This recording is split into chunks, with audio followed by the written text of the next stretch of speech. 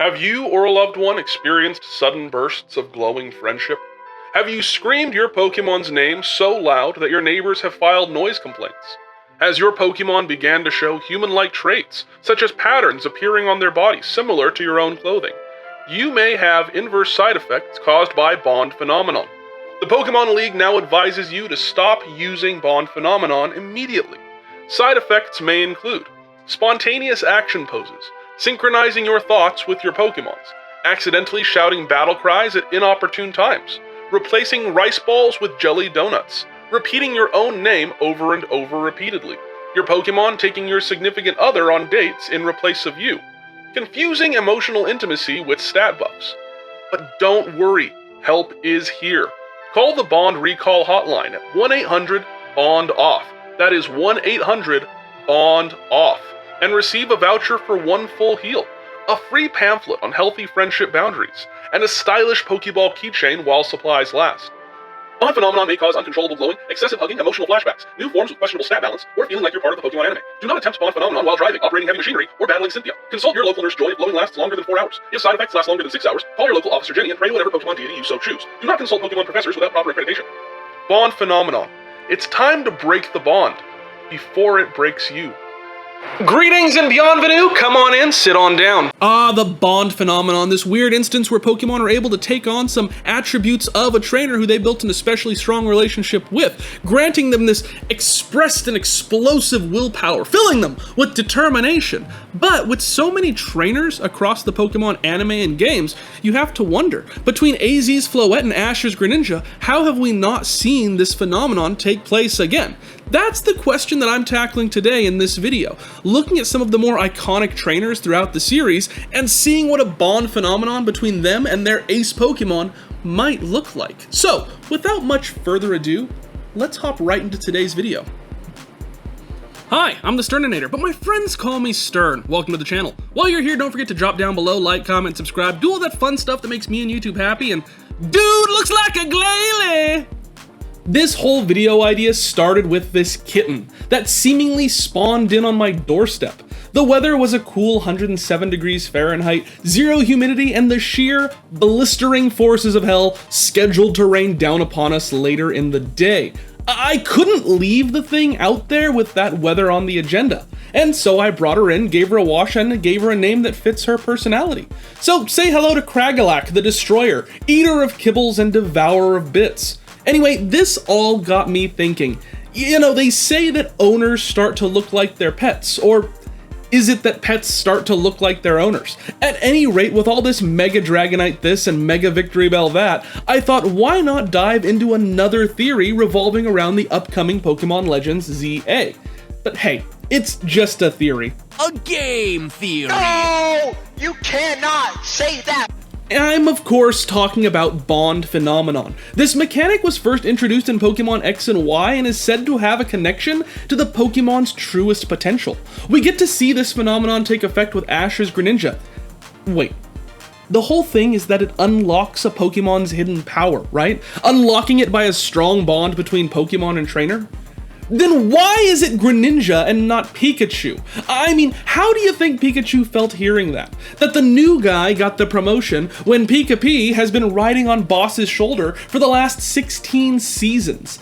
At any rate, this was a cool new form change, but I can't help but think it feels a little Similar.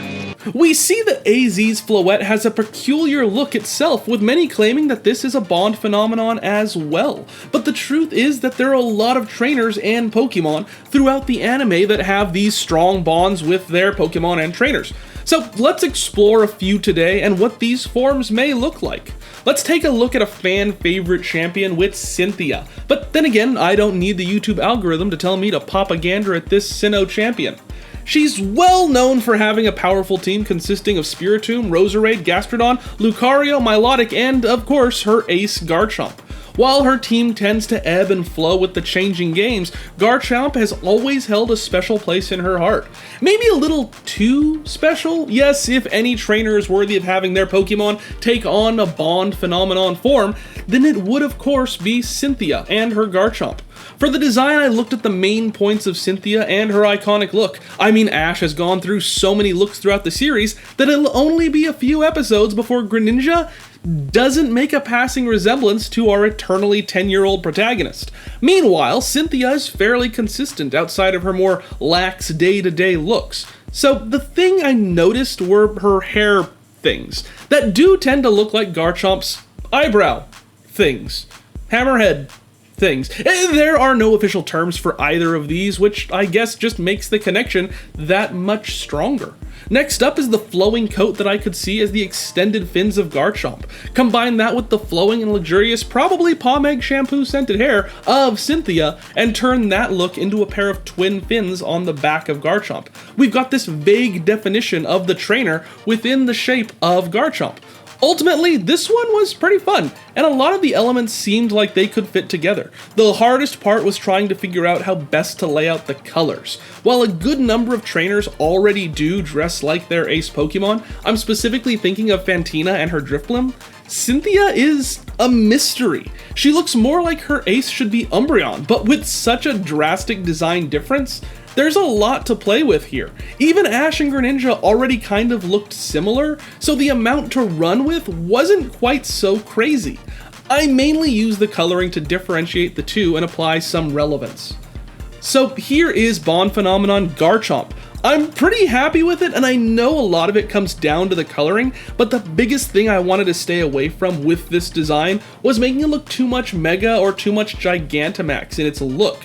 I feel like I succeeded, but did have to bend a couple of the rules that we've already had established with our Bond Phenomenon.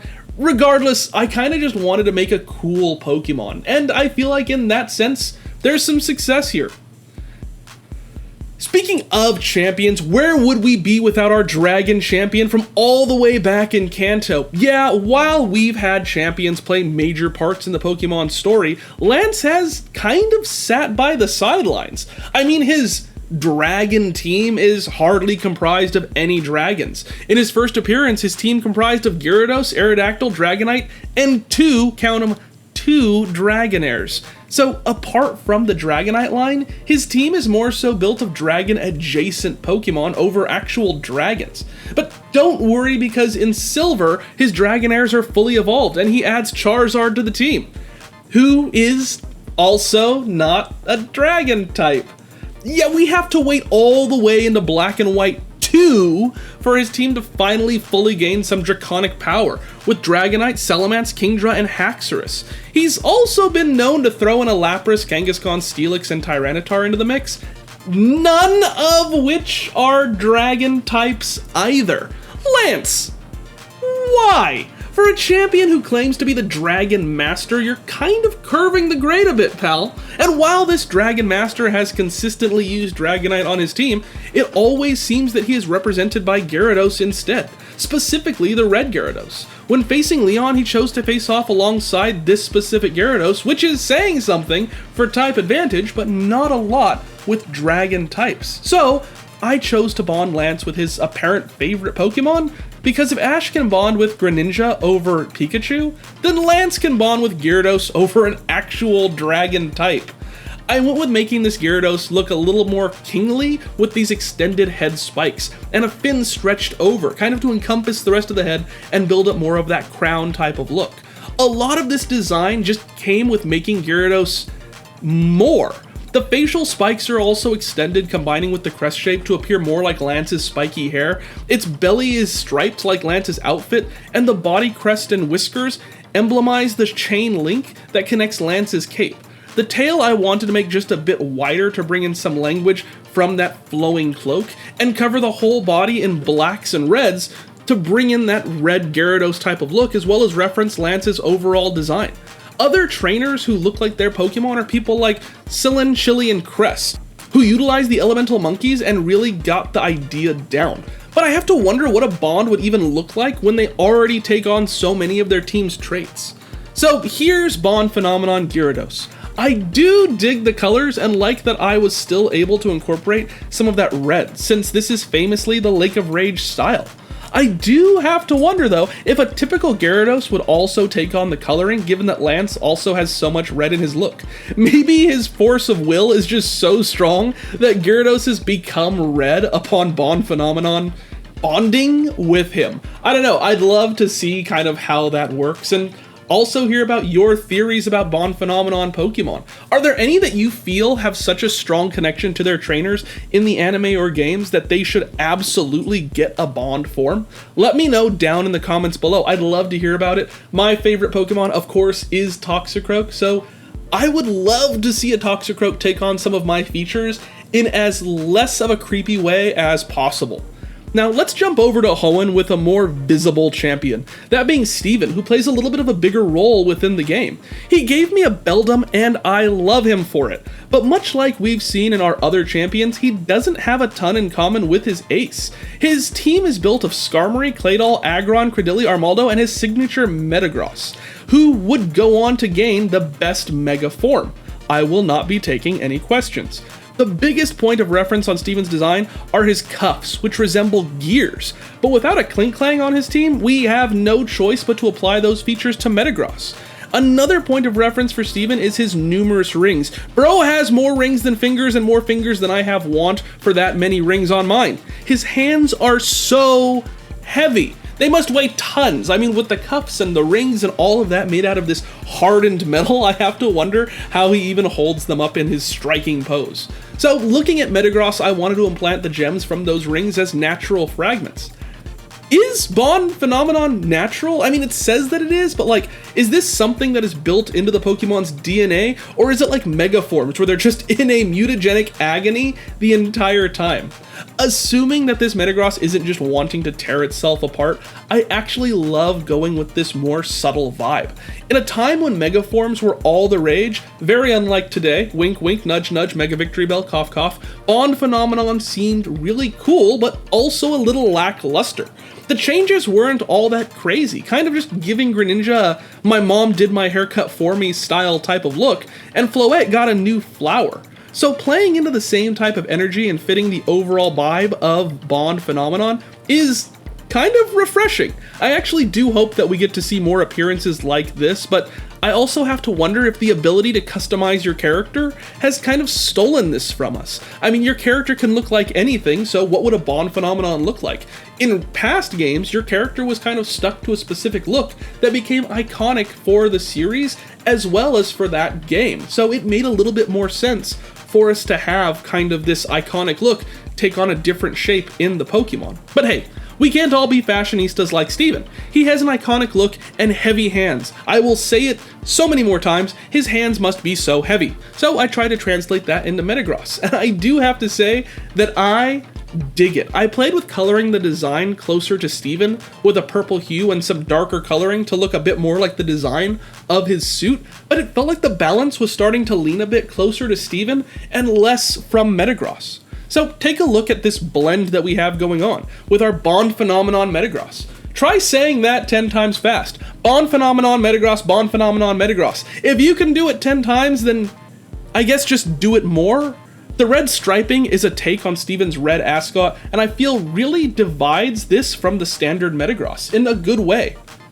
Contest time! Before we get into our next Pokemon, we have a little contest. Ooh! Show me your trainer OC and their ace Pokemon, whether that be a real and existing Pokemon or a Fakemon you created. Plus, what that Pokemon would look like to go through the Bond Phenomenon. I'll post a form in an upcoming video, or if you're on Discord, you can submit there as well once it's posted. You'll have time to get this done, so you'll have until the end of September to post, so get your art in order because the winner will get their Bond Pokemon drawn by me and featured in a video. Again, subscribe to stay up to date on when that post comes out, and join the Discord down below in the description. Now, oh no. They warned me about reverse Bond Phenomenon, but I didn't listen. I'm becoming a Toxicroak. Up next, let's take a look at Alola and Professor Kukui. Oops, I mean the Masked Royale. No idea why I always get those two confused. Master Royale's team consists of Incineroar, Braviary, Venusaur, Lucario, and Empoleon.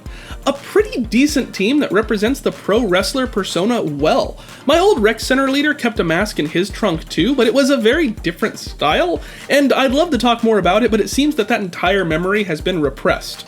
No Pokemon better encapsulates Master Royale's whole vibe than Incineroar. This one felt pretty straightforward. Masked Wrestler, Wrestler Tiger. Wait a minute. Let me tell you something. Wait, so what is the connection between masked wrestlers and tigers? Is there something there that I'm missing? Why do we keep seeing this appear in media? I mean, if I had a nickel for every time a tiger made a luchador-inspired character change, I'd have 2 nickels, which isn't a lot, but it's weird that it happened twice. Hi, post-recording Stern here. Turns out both are references to the wrestler Tiger Mask, a Japanese wrestler who himself was inspired by a manga of the same name. So there's a pretty good precedent for the design trope. No connection to El Tigre as far as I know, but I will keep my eye out. For the design, I wanted something that felt much more wrestler-y and brought in that iconic mask of Masked Royale. It felt fun and definitely could be something to go up against Ash's Greninja. I went with a white fire to appear more like the belt that wraps around Masked Royale and to give a more uniform flavor to the design. I wanted more black and white to reference the character, which also worked, as it looked a little bit more like a white tiger, a type of tiger that we often see more in entertainment than in the actual wild. I still wanted some of that red to shine through though, for that fiery personality and typing. But the black and white gives a ton of iconography from Masked Royale, as well as just makes it look cool. I even put it across the chest to much more envision that idea of the bare chest that we see in Masked Royale, rather than that standard gray that we had before. Transitioning that more so into a black and white type of look, I feel really adds a specific flavor to this design from what we see in the standard Incineroar. So here's Bond Phenomenon Incineroar. This was a fun experiment that got me looking at Pokemon designs in a much different way. It's so much easier to go bigger with megas, or diverse with variants, or just to expand on already existing concepts with Gigantamaxing. But going for something that combines 2 already existing and so very different types of design was an exciting challenge, one that played into the idea of building upon what already existed while having to hold back a little bit of what makes them cool. Yeah, there were a ton of options that we could have gone for with how to make these Pokemon feel much more intimidating and more powerful, but ultimately that wasn't the design prompt. The design prompt was to infuse portions of their trainers into the design of the Pokemon. And I feel like a lot of that was done here, but let me know what you think down in the comments below. So who is your favorite? Let me know down in the comments below. But before you scroll all the way down there, don't forget to stop by the description, where you can find opportunities to support the channel in a number of ways. Over on our Patreon, you get access to some high-res images of Pokemon from previous videos. Some of our higher tier supporters, as they currently stand, are Dracone, Datha, Rob, Otuser, Topaz, Mario Panita, Dan Hassel, Chompy Ketchan, Kobo4231, Elandriel, Sky, Yudra Sakaki, Drake Null, Agent Draco, Justin Grenier, Kaylin Cat, Styx TV, and Dan Bush. Thank you guys so much for everything you do. And hey, if you want to get videos early, as well as get your name shout out at the end of videos like this, you can also become a YouTube member. Some of our YouTube members, as they currently stand, are Siren Shadows, Echo Arashi, Spoonful of Sugar, It's Philo, Aggie Creepside, Nigel Winslow, Sean Williams, Moxie, The Silver Crescent, Shell Racer 8683, Reggie Hustle Jr., Lilo Tweeting, Zed Ravenmore, Somni Stars, Kaylin Cat, and of course the lovely, beautiful, wonderful Crimbo McSwizzle. Thank you guys so much for being here. Thanks for supporting the channel, and it sounds like you know where to find me. So I'll catch you in the next one. Bye!